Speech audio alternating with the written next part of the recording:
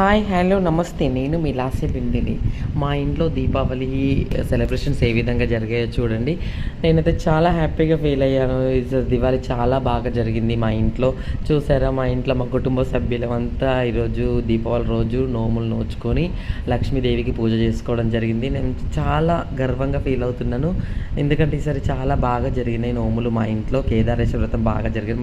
మా రిలేషన్స్ అంతా, మా అక్కలు, మా బావలు అందరు రావడం జరిగింది. పూజ చేసుకోవడం జరిగింది. సో నాకు ఈ పూజా కార్యక్రమంలో మా కుటుంబ సభ్యులంతా హెల్ప్ చేసి పూజ దిగ్విజయంగా పూర్తయ్యేటట్టు చేశారు.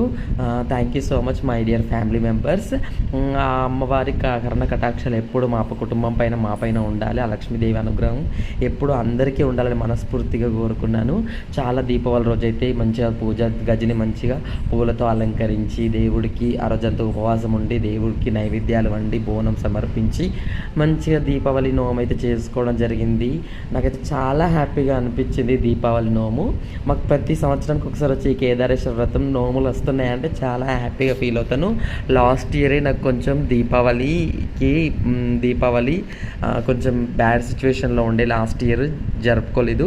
సో ఇయర్ అయితే చాలా ఫ్యామిలీ మెంబర్స్తో చాలా సంతోషంగా గడిపాను.